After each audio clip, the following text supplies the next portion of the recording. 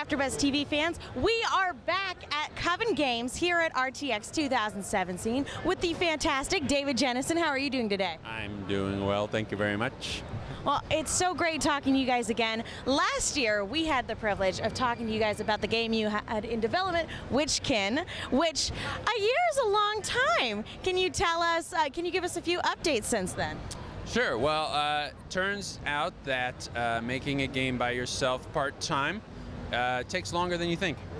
So, most things do. Yeah. When you're working on your own, for sure. Yeah, so we're planning on launching the game in October, around Halloween, on Steam, and then we're going to push for consoles after that, and Oculus Rift.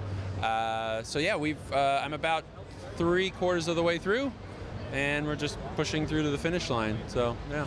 That sounds like a perfect way to celebrate the Halloween holiday, one of my favorites, so I'm really excited. For those of our fans who maybe didn't catch our interview from last year, why don't you tell them a little bit of what Witchkin is about?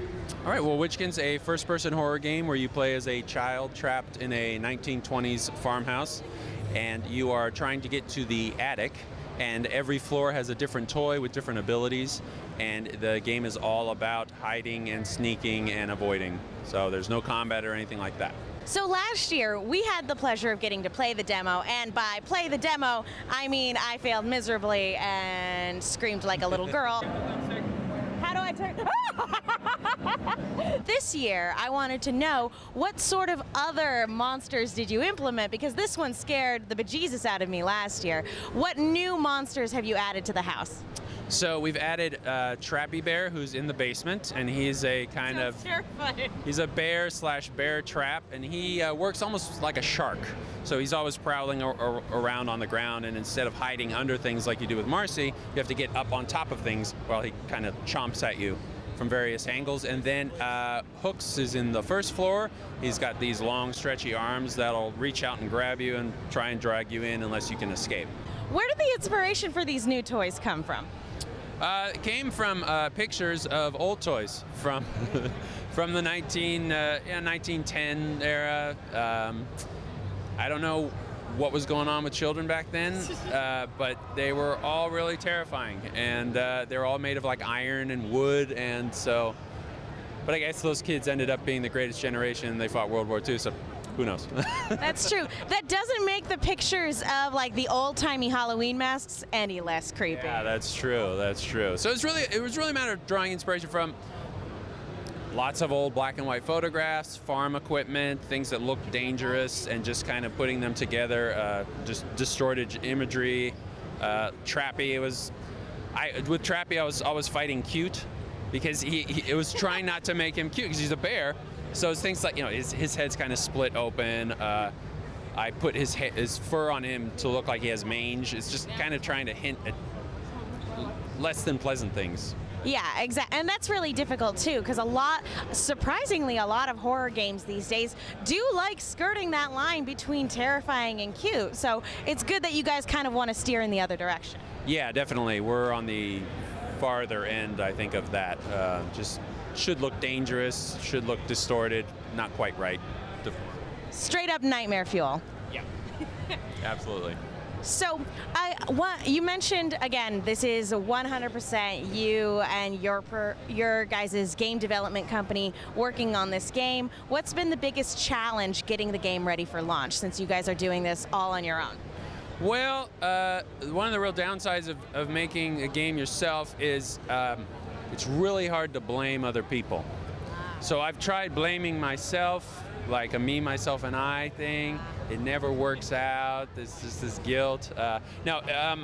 Really, it's just time.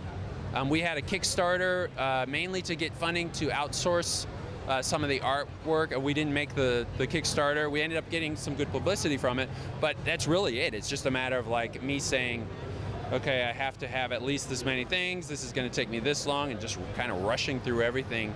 And one of the downsides is I end up doing a lot of things that I really wish I had more time to do and more polish, but there's a lot of like good enough, get it in, so yeah, do what you can. I mean, that's the problem of when you're an artist, is like if you don't, at a certain point you have to stop, because otherwise you're working on it for forever, because nothing will ever be perfect. And knowing when to step away is really tough, I imagine. Yeah, absolutely. And I as an artist, just like in the industry, I tend to be on the move it through. I don't tend to spend too much time, but this is even putting me like, okay, man, this bed doesn't have a mattress. It needs a mattress. I got to make the mattress. But yeah, so that's been the biggest challenge, is just time. What are you most excited for fans? I don't want to just even say, what are you most excited for fans to see or experience? What are you most excited for fans to freak out about? Oh, geez. Probably the attic and what's going on in the attic and how all this is kind of happening. What's in the attic? Well, you'll see. Spoiler. But yeah, spoiler. But yeah, when kind of everything kind of comes together and the ending and stuff like that, I'm really excited. That's really where kind of the story of the game, which is, there's not a lot of, what should I say? There's not a lot of story through the game that's necessary, but then at the end it all comes together and things are explained a little bit more like that. Yeah.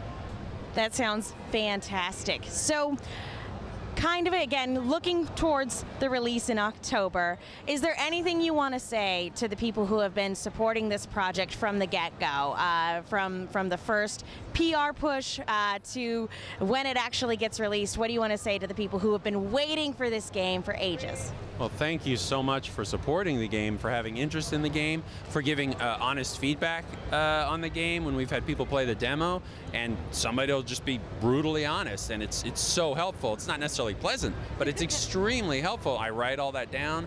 I have features in this demo that were suggested at the last RTX, so that's just been wonderful, and the indie game community has been so supportive, so it's been really great. What do you guys want for Coven games in the future? We want to have our own Coven convention. No, I'm kidding. CovenCon. CovenCon. No, we would like to just be a fully independent, studio, and be able to, kind of follow our creativity where it wants to go, and what every artist wants, I think, and not have be held back by anything, and contribute to the industry and to the art form. Can we expect more horror games in the future, or would you guys be looking to branch out to other types of genres? I think horror, not necessarily, certainly dark. A lot of the future projects I want to work on are still in the realm of Coven. With a name like Coven, it's hard to make we got the My Little Pony license, yeah. So yeah, most things are dark. Rachel and I are if you were to see our house, you would understand, yeah. But yeah, pretty much dark things. More VR probably, stuff like that. Well, I cannot wait to play.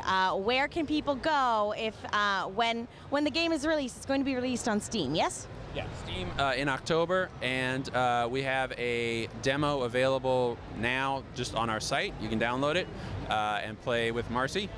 Yeah, just go to covengames.com.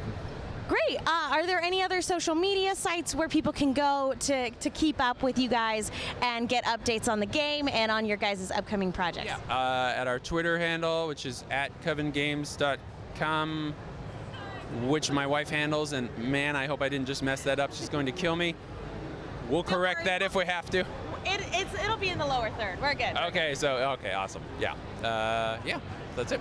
Well, thank you so much for taking the time out of your busy day to sit down and talk with us again. We are really excited about this game, so thank you so much. Well, thank you so much. Appreciate it. Well, thank you guys for tuning in. We will see you all next time.